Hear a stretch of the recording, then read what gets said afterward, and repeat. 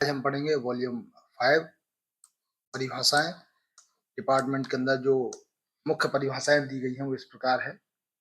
सबसे पहले हम देखते हैं कि जो परिभाषाएं हैं उसमें पहली परिभाषा दी गई है पोस्ट मास्टर जनरल के बारे में। किसके बारे में? Post master general. अर्थात पोस्ट मास्टर जनरल शब्द से आशय इस प्रकार है कि जो मुख्य सीपीएमजी होते हैं, यानी प्रधान सीपीएमजी,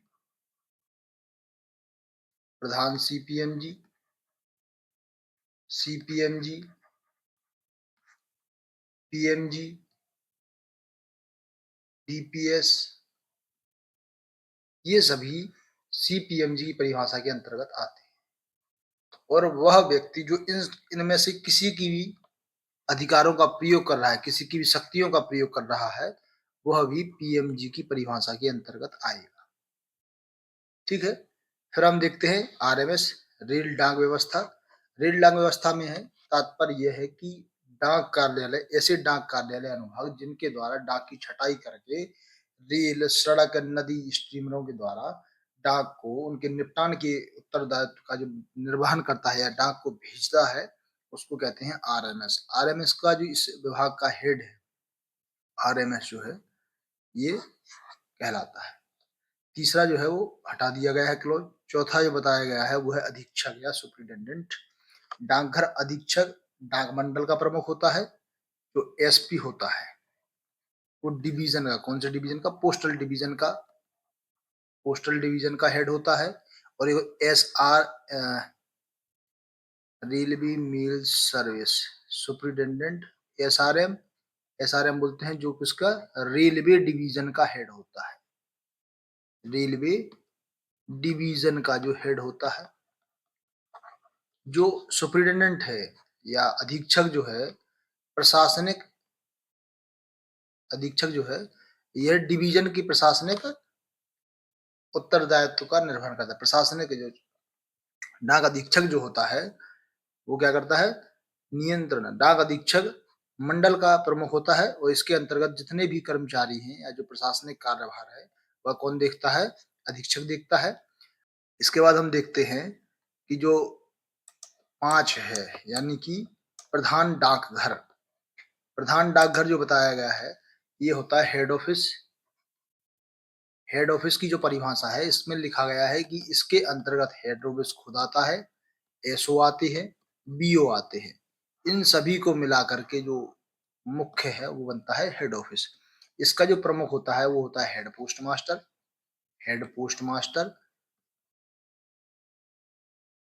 और इसका जो मुख्य काम है मॉनिटरी ट्रांजैक्शनों को देखना होता है। मॉनिटरी ट्रांजैक्शन का जो ब्यौरा है उसको रखना होता है। तो एचओ के अंडर में कौन कौन आता है? एसओ आता है, बीओ आता है और स्वयं एचओ आता है। इसका जो प्रमुख होता है वो हेड पोस्ट मास्टर होता है। इसका जो मुख्य काम है वो क्या है? मॉनिटरी ट्रांजैक्शनों का लेखा जोखा रखना।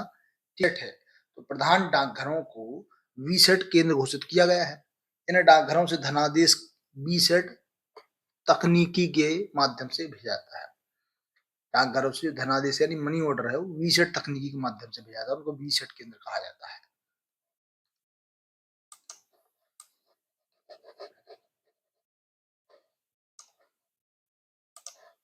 तो हम देखते हैं अब क्या 5A या 5 का, जिसमें बताया गया वी सेट केंद्र। वी सेट केंद्र मतलब वी सेट केंद्र वो डाकघर हैं जिनमें, मतलब प्रधान डाकघर हैं जिनके अंतर्गत इसकी जो मनी ऑर्डर की टेक्नोलॉजी है वो वी सेट के थ्रू भेजी जाती है। वी सेट के माध्यम से मनी ऑर्डर भेजा जाता है, उनको वी सेट के सेंटर कहा जाता है। क्या कहा जाता है? वी सेट सेंटर कहा जाता है। इसके ESMO, extended satellite money order, ये एक प्रकार का काउंटर है जिसके द्वारा मनी ऑर्डर भेजा जाता है, उसको ESMO कहा जाता है। फिर देखिए हाइब्रिड डाक सेवा से तात्पर्य यह है कि एक स्थान से अनेक जगह के लिए एक साथ मनी ऑर्डर, या एक स्थान से कई लोगों के लिए बहुत सारे मनी ऑर्डर एक साथ जारी किए जाते हैं, तो उसको कहते हैं हाइब्रिड। ठीक है। हाइब्रिड मतलब हाई लेवल की जो सुविधा है वो प्रदान की जाती है। हम देखते हैं धारा 7 जिसमें बताया कि उप डाकघर जो है, क्या है? उप डाकघर। उप डाकघर का तात्पर्य है कि जो घर के अंतर अधीन होते हैं, जिनका लेखा संबंधी कार्य या अकाउंट संबंधी कार्य जो है कौन देखता है, प्रधान डाकघर के द्वारा देखा जाता है। ऐसे डाकघरों को उप डाकघर कहा जाता है और उप डाकघर का जो प्रभारी अधिकारी होता है उसको उप डाकपाल या नायब पोस्ट मास्टर, यानी इसको सब पोस्ट मास्टर कहा जाता है, सब पोस्ट मास्टर कहा जाता है, या इसको नायब पोस्ट मास्टर भी कहा जाता है। जो नगर में कुछ ऐसे डाकघर उप डाकघर होते हैं जो हेड ऑफिस के अंदर आते हैं डायरेक्ट, उनको जैसे किसी जिला स्तर पर कोई डाकघर है, ये हेड ऑफिस है, अब इसी ऑफिस के अंतर्गत एसओ आता है जो उसी शहर में स्थापित किया गया है, तो इसको टाउन सब ऑफिस कहा जाएगा। क्या कहा जाएगा? टाउन सब ऑफिस कहा जाएगा, टाउन सब ऑफिस कहा जाएगा। इसके बाद हम देखते हैं शाखा डाकघर, ब्रांच पोस्ट ऑफिस। तो ये ब्रांच पोस्ट ऑफिस का जो हेड है या जिसके अंतर्गत आता है वो डाकघर भी हो सकता है। मतलब जो बीओ है ये एसओ के अंडर भी हो सकता है और डायरेक्ट एचओ के अंडर भी हो सकता है। तो जो बीओ एचओ के अंडर में डायरेक्ट आते हैं उनको टाउन ब्रांच ऑफिस कहा जाता है। क्या कहा जाता है? टाउन ब्रांच ऑफिस, क्योंकि इस शहरी क्षेत्र में स्थित है और ये एचओ के अंतर्गत आ रही है, तो इसलिए इसको क्या कहा जाता है? टाउन ब्रांच ऑफिस कहा जाता है। और जो ब्रांच ऑफिस है वो जनरली एसओ के अंतर्गत आते हैं। इनका जो ट्रांजेक्शन का लेन देन है वो कौन देखता है? एचओ या एसओ दोनों में से कोई भी दे सकता है। इनके ट्रांजेक्शन का लेन देन कौन देखता है? एचओ या एसओ ट्रांजेक्शन। इसके बाद हम देखते हैं इसका जो हेड होता है वो बीपीएम होता है। ठीक है, इसके बाद हम देखते हैं शाखा डाकघर का जो इंचार्ज अधिकारी होता है वो शाखा पोस्ट मास्टर है, ब्रांच पोस्ट मास्टर कहा जाता है। और जो उप डाकघर सिटी में होते हैं उनको नगर शाखा डाकघर कहा जाता है। ठीक है, फिर हम देखते हैं 9 का जिसको कहा गया है ट्रांजिट कार्यालय, यानी कि टीओ। ये टीओ है और ये जो पारवहन डाक कार्यालय ये टीएमओ है। क्या है? टीएमओ है। ठीक है, तो यहाँ क्या होता है कि जो सीधे संचार लाइन पर स्थित होते हैं, जो डाकघर किसी सीधी संचार लाइन पर स्थित है, जहां आगे के जो डाकघरों के लिए जो आय थैली है बिना खोले छाटे जाते हैं और पारवहन कार्यालय कहलाते हैं। मतलब जैसे ये बैग आया किसी जगह, ये बैग आया, तो ये जो बैग है ये तो हो गया आपका, क्या है? बैग हो गया। इसके ये होता है मेन बैग होता है, ये अपना मेन बैग हो गया है, मेन बैग। अब इसके अंदर कुछ छोटे छोटे बैग हैं, ये कहलाते हैं फॉरवर्डेड बैग। फॉरवर्ड बैग क्या कहलाते हैं? फॉरवर्ड बैग कहलाते हैं। तो पारवहन कार्यालय के नाम भेजे गए पारवहन थैले को वहां खोला जाता है और उसके अंदर रखे फॉरवर्ड थैलों को खुले ही अन्य पारवहन थैलों में बंद करके आगे भेज दिया जाता है। मतलब ये जो थैला है ये मेन थैला है जिसको अपन पारवहन थैला कहते हैं। पारवहन थैला, पारवहन थैला। इसके अंदर जो बैग हैं इनको खोले बिना ही सीधे अन्य बैग में भेज दिया जाता है।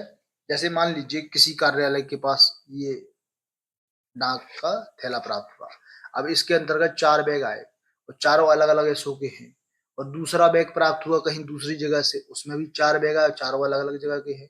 तो इनको क्या किया जाएगा कि एक एक एसओ के जो थैले हैं उनको एक साथ एक ही थैले में बंद करके भेज दिया जाएगा, जिससे क्या हुआ? थैलों की संख्या कम हो गई। मतलब पहले 2 थैले जाते, अब एक ही थैले बंद कर दिए तो थैलों की संख्या कम हो गई और बिना खोले सीधे डाकघर के लिए भेज दिया गया है। तो ये जो है इसको बोलते हैं पारवहन कार्यालय। और टीएमओ जो होता है इसमें क्या होता है? यह आरएमएस की शाखा है, आरएमएस की एक शाखा है जहां बंद थैले प्राप्त होते हैं और प्रेषित किए जाते हैं। इस कार्यालय में पत्रों की छटाई नहीं की जाती, यानी सॉर्टिंग नहीं होता है। इसका जो हेड होता है वो डाक रक्षक या अभिकर्ता होता है। आवश्यकता अनुसार यह कई सेटों में कार्य करते हैं। मतलब एक से सेट या 2 सेट या मान लीजिए कि तीसरा सेट भी हो सकता है जो कार्य कर रहा हो। ठीक है, पारवहन कार्यालय मतलब जो टीएमओ है, सीटीएमओ बोलेंगे इसको। सीटीएमओ नहीं, कंप्यूटराइज ट्रांजिट ऑफिस। जो ट्रांजिट ऑफिस हैं कंप्यूटराइज, जिनका कार्य कंप्यूटर के द्वारा किया जाता है, उनको ट्रांजिट सीटीएमओ कहा जाता है, नहीं कंप्यूटराइज ट्रांजिट ऑफिस। छटाई कार्यालय यानी सॉर्टिंग कार्यालय कहा जाएगा इसको, सॉर्टिंग ऑफिस। यह भी एक आरएमएस की शाखा होनी चाहिए। देखिए, छटाई कार्यालय जो है उनको सॉर्टिंग ऑफिस कहा जाता है। जिस कार्यालय को प्राप्त होने वाली छटाई डाक थैलों को खोलने और उसके अंदर की चीजों को निपटान का कार्य सौंपा जाता है, या छटाई कार्यालय कहा जाता है। ठीक है, मतलब जहां पे वो अंतिम बिंदु पे जो डाक है वो सॉर्टिंग की जाएगी, खोली जाएगी, उसको क्या कहेगा, छटाई कार्यालय कहा जाएगा। छटाई कार्यालय में छटाई के लिए हर किस्म की वस्तुएं आ सकती हैं। जैसे कार्यालय का उपयोग यह है कि अन्य कार्यालयों की छटाई के काम को सरल बनाया जा सकता है। डाकघरों के बीच अदले बदले जाने वाले बैगों की संख्या को कम किया जा सकता है, और डाक मार्ग में ले जाई जाने वाली डाक के वजन को कम किया जा सकता है। मतलब यदि 4-5 बैग हैं तो उनकी संख्या कम हो जाएगी, एक ही थैले में बंद कर दिया जाएगा, और जो वजन है वो कम हो जाएगा थोड़ा। ठीक है, ये हो गया सॉर्टिंग ऑफिस। फिर हम देखते हैं स्वचालित डाक संसाधन केंद्र। स्वचालित डाक संसाधन, इसको बोलते हैं एएमपीसी। एएमपीसी, इसमें देखो यहाँ पे बताया गया है कि ये जो कार्यालय है प्रमुख नगरों में है जहां पर डाक का आवागमन ज्यादा होता है। तो सॉर्टिंग के लिए एक मशीन लगाई गई है जो ऑटोमेटिक प्रोसेस करती है। Automatic mail processing centre. ठीक है, इसके अंतर्गत बताया गया है कि ये कहाँ-कहाँ है, मुंबई और चेन्नई में है। जबकि जो भारतीय डाकघर की जो वार्षिक रिपोर्ट है उसमें बताया जाता है कि दिल्ली और कोलकाता में। ठीक है, अब देखते हैं 10 का खा, कंप्यूटरीकृत रजिस्ट्री केंद्र, सीआरसी। ऐसे कार्यालय जिनमें छटाई कार्यालय होते हैं, रजिस्ट्री ब्रांच, जहां एक रजिस्ट्री कार्य कंप्यूटर के द्वारा किया जाता है उसको कंप्यूटर रजिस्ट्री छटाई केंद्र कहा जाता है। अब आते हैं उप छटाई कार्यालय। यानी उप छटाई कार्यालय वह उप डाकघर है जो बहुत से डाक मार्गों के जंक्शन पर या उसके निकट स्थित होने के कारण इस आशय से चुना जाता है कि जिन कार्यालयों का रास्ता उस छटाई कार्यालय से होकर जाता है उन कार्यालयों के पते पर भेजी गई तथा वहां से प्राप्त वस्तुओं के लिए वह छटाई कार्यालय का रूप में कार्य करता है। पढ़ रहे थे क्या? अधिकतर 11 का नोडल डाकघर। मतलब नोडल डाकघर ऐसे डाकघर होते हैं, जैसे मान लीजिए कि ये कोई उप डाकघर है, इसके अंतर्गत बहुत सारी डाक हैं जिनका वो सॉर्टिंग करता है और बैग बनाता है। लेकिन ये इसमें क्या होता है, कार्य ज्यादा है, जिस कारण से ये कार्य कर नहीं पा रहा है पूरी तरह से। मतलब पेंडेंसी ज्यादा बढ़ेगी डाक की। अगर कार्य ज्यादा है तो डाक की पेंडेंसी बढ़ेगी। तो इनके सहयोग के लिए, डाक की सॉर्टिंग के लिए, इसके जो सबसे नजदीक डाकघर होगा उसको नोडल डाकघर बनाया जाएगा। उसके अंतर्गत क्या होगा कि यहाँ से थैले ले जाए जाएंगे यहाँ, और यहाँ पर सॉर्टिंग का कार्य किया जाएगा। इनको सॉर्टिंग करने के लिए एक छटाई डायग्राम दिया जाता है। क्या, जैसे मान लीजिए इसके अंतर्गत 12 बीओ है या 15 बीओ है, जो भी है, तो इनको डायग्राम दे दिया कि इनको सॉर्टिंग करोगे तो यहाँ के लिए बैग बनाना है। तो भाई जिस बीओ या जिस एसओ के अंतर्गत जो जो गांव आएंगे, जो शहर आएंगे, जो जनपद है, जो कस्बे हैं जो आएंगे, उनकी डाक कहाँ भेजनी है, उसके लिए एक डायग्राम या एक मैप दिया जाएगा जिसको बोलते हैं छटाई डायग्राम। ठीक है, तो ये, तो आज के लिए धन्यवाद। आज हम बस इतने पढ़ेंगे। वॉल्यूम 5 की जो अगली सीरीज है वो कल आएगी, और आपको 2 से 3 लेक्चरों के अंतर्गत पूरा वॉल्यूम 5 कंप्लीट कर दिया जाएगा। ये लगभग 2 या 3 दिन में आपकी वॉल्यूम 5 कंप्लीट हो जाएगी।